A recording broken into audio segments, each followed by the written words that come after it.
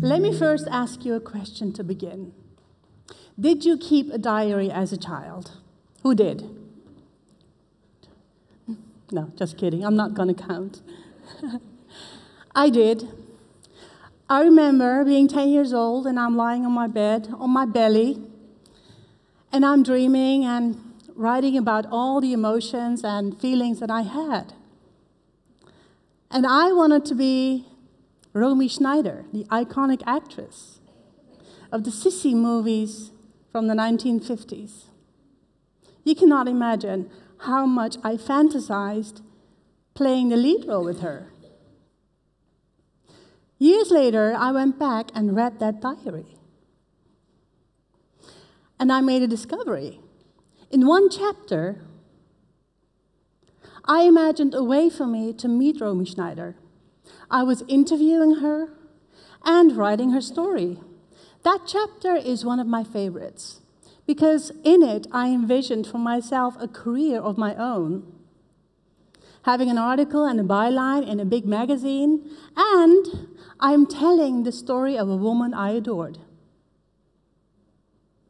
In hindsight, my journalism career started right there, because almost 40 years later, I interviewed scores of women, I started a magazine, I appeared on television, and I wrote a novel about women.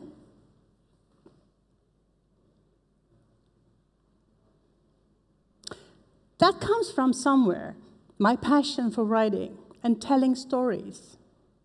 Because even though I was proud of myself telling stories, I was like, okay, how serious can this be? How significant is it what you're doing? You see, when growing up, we didn't have a color TV. And instead of watching kids' shows, my mother used to tell stories to me and my sisters. Most of the times, stories about women she knew. Women who had given birth on their own, all by themselves. Women who had remained behind during the war. And women who went to college over the objections of their family. My sisters and me hung on every word she said. Storytelling is not unimportant. Stories are the rock foundation of our lives. You all came here because you wanted to hear stories. Am I right? Emily Esfahani Smith, the author of the book, The Power of Meaning, explains this really well in her TED Talk. She says, telling our own stories is one of the pillars of a meaningful life.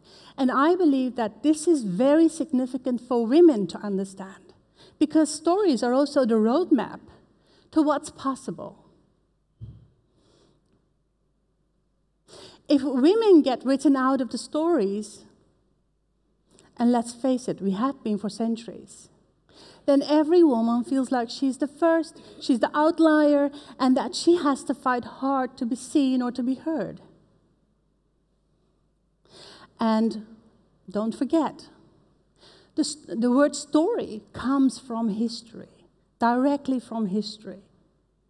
If we're not telling our stories, we'll never make it to history.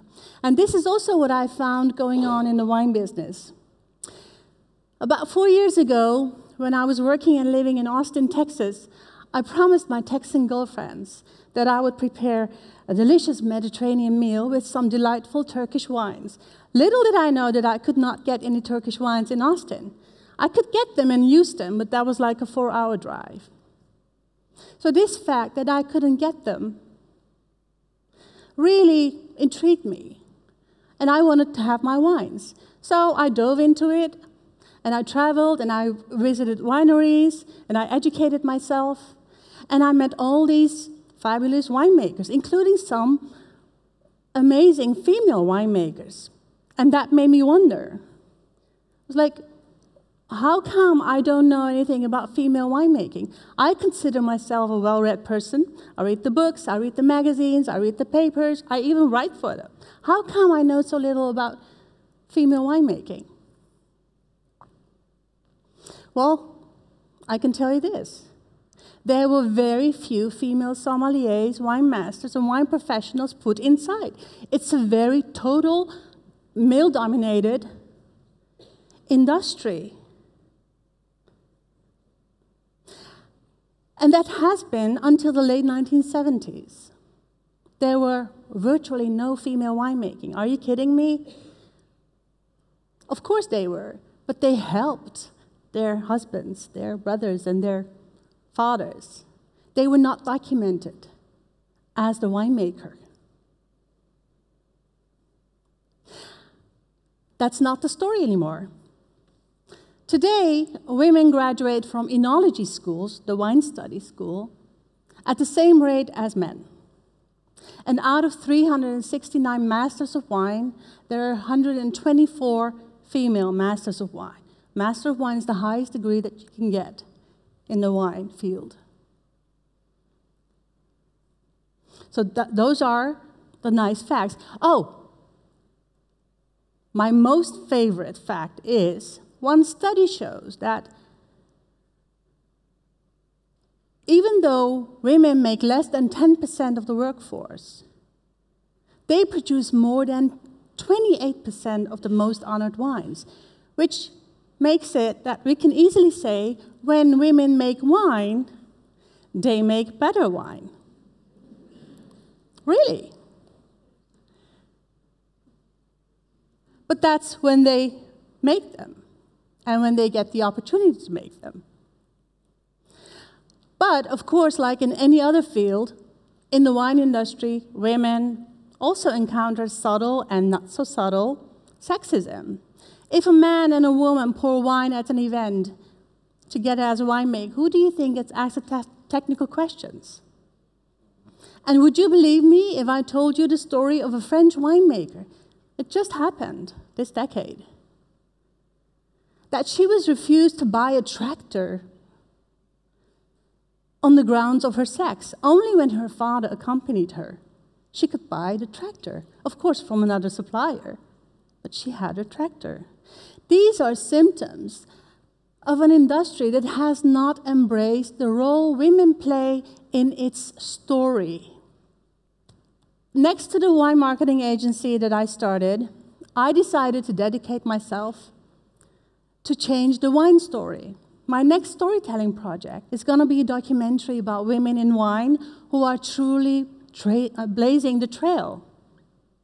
And in the same spirit as my mother used to tell, I'm going to leave you with stories of some amazing women. First, Nitsiki Biela.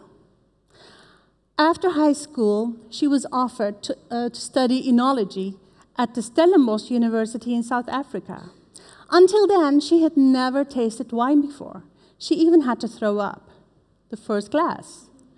She became the first black female winemaker. And in 2009, she was South Africa's Woman Winemaker of the Year. And this year, she launched her own brand, Aslina Wines, named after her grandmother, who always supported her. Then Lauren Mowry. Lauren quit her law job in New York to follow her passion and start writing for a food and wine startup.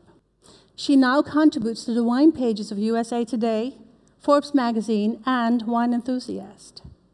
She's also going to be a Master of Wine next year. And I have a special connection with Lauren Mowry because I interviewed her a couple of years ago after she won the award for Best Blogger of the Year, and her blog was about Turkish wines. And then Jana Rijpman. I love this woman. Jana has been an enologist for 20 years. And she thinks it's a sin that the wine industry is dominated by men. In her recently published wine guide, she firmly states, the average woman has a better palate, a better nose, and a better tongue than a man. Therefore, women are better in judging a wine. And of course, I totally agree. Yes, every bottle of wine has a story to tell, and I'm excited to start telling how women's visions in enology, in wine culture, are going to shape the future of winemaking. But You can also make a statement and join me. You can contribute to the rise of female winemakers by next time when you are about to order a case of wine or even a bottle of wine or even a glass of wine, that you consider it's a bottle of wine made by a woman. Cheers.